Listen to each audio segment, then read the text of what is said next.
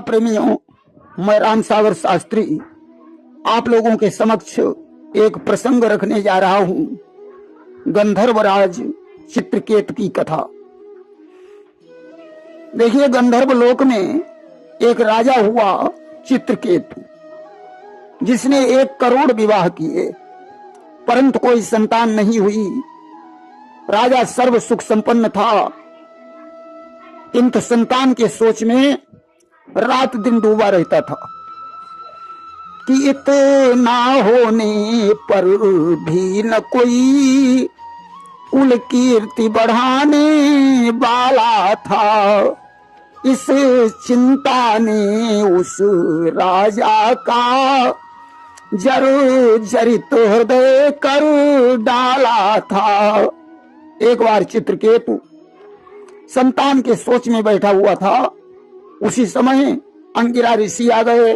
राजा ने उठकर अंगिरा को प्रणाम किया। अंगिरा ने आशीर्वाद दिया। राजा का मुखमंडल देखकर उदासी का कारण पूछा। राजा ने कहा, मुनिवर, मैंने 1 करोड़ विवाह किए, फिर भी किसी रानी से कोई संतान नहीं हुई। कि हे मुनिवर, कई विवाह किए, लेकिन फल उनका मिला नहीं। इस आंगन की फुलवारी में कोई गुल अब तक खिला नहीं। मुनिवर, पुत्र की चिंता दिनों दिन मुझे खाई जाती है। अंगिरा ऋषि ने राजा की मस्तक की रेखाओं की तरफ देखा और कहा, राजन, संतान होना तुम्हारे भाग्य में नहीं है।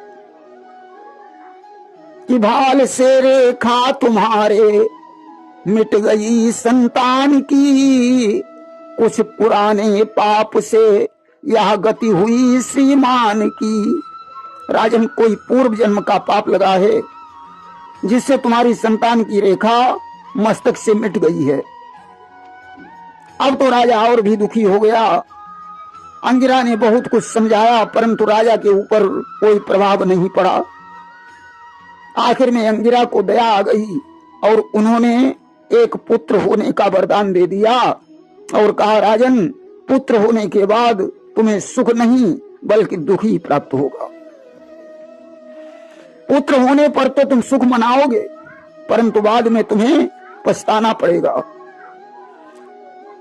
राजा तो हर हाल में पुत्र चाहता था। अस्तु अंगिरा ने पुत्रेष्ट यज्ञ का विधान किया। राजा अपनी बड़ी रानी को बहुत चाहता था।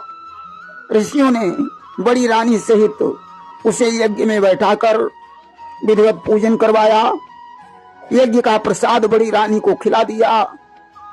रानी गर्भवती हो गई। 10वें मासी वै पूर्वम पुत्रो रत्नमजायत। 10वें महीने में एक सुंदर पुत्र का जन्म हुआ। अब तो राजा बड़ा प्रसन्न हुआ। पुत्र के मुंह में पड़कर चित्रकेतु बड़ी रानी के महलों में ही बना रहता था। अब तो अन्य रानियां जलने लगी। सत्य ही कहा जाता है कि सौतिया डाह बहुत बुरा होता है। कि उस खेत में पैदावार न हो जिसमें कि काश हो जाता है। जिस घर में सौत रहे वो घर सब तरह नाश हो जाता है। आज अन्य रानियों ने मिलकर उस बच्चे को जहर दे दिया। बच्चा मर गया। अब तो राजा विलाप करने लगा, रोते रोते मूर्छित हो गया। उसी समय देवर्षि नारद के सहित अंगिरा ऋषि वहां पहुंच गए। अंगिरा ने कहा, राजन, पुत्र का शोक छोड़कर भगवान का भजन करो। इस पुत्र ने तुम्हारे यहाँ जन्म लेकर अपना पूर्व जन्म का बदला चुकाया है। राजा ने कहा, मुनिवर, मेरे पुत्र को एक बार जीवित करके दिखा दो। नारद ने कहा, ठीक है, मैं तुम्हारे पुत्र को जीवित कर रहा हूं। आज कमंडल से जल लेकर मंत्र को पढ़कर जैसे ही नारद ने छिड़का, बच्चा जीवित हो गया। चित्रकेतु उस बच्चे से बोला, आओ पुत्र, मेरी गोद में बैठ जाओ। बच्चे ने कहा, अरे दुष्ट, तू मुझसे पुत्र कह रहा है?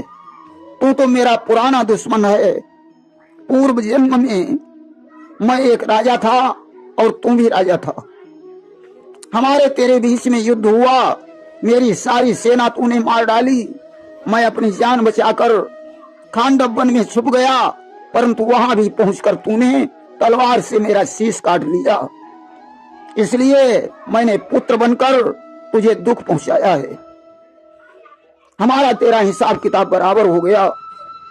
और ये रानियां पिछले जन्म में 1 करोड़ चींटियां थीं। एक दिन मैंने दातून करते समय इनकी बिल में पानी डाल दिया, जिससे चींटियां मर गईं। वही 1 करोड़ चींटियां तुम्हारी रानी बनी और इन्होंने अपने पूर्व जन्म का बदला लेने के लिए मुझे जहर देकर मार डाला। आज सारा वृत्तांत सुनकर राजा का होश ठिकाने आ गया। राजा ने नारद से एक मंत्र ले लिया और मोह का परित्याग कर घरबार छोड़कर यमुना के किनारे जाकर मंत्र जाप करने लगा। राजा को शेषनाग ने प्रत्यक्ष दर्शन दिए और चित्रकेतु को विद्याधरों का स्वामी बना दिया। अब तो स्त्रियों के सहित विमान पर बैठकर सैर करने लगा। इससे बड़ा घमंड आ गया कि को अस नर जन्मा जग माही, अप्रभुता पाई काहि मद नाही। सत्य कहा गया है, प्रभुता पाकर इसे घमंड नहीं आ जाता। और जब घमंड सीमा से अधिक बढ़ जाता है तो भगवान उस घमंड का भक्षण कर लेते हैं। आज तो एक दिन की बात है, चित्रकेतु अपनी स्त्रियों के सहित विमान पर बैठा हुआ भगवान शंकर के पास कैलाश पर्वत पर पहुंचा। इसने देखा माता पार्वती को भगवान शंकर अपनी जंघा पर बैठाए हुए हैं, ज्ञान का उपदेश दे रहे हैं। घमंड के कारण चित्रकेतु ने उनकी हंसी की।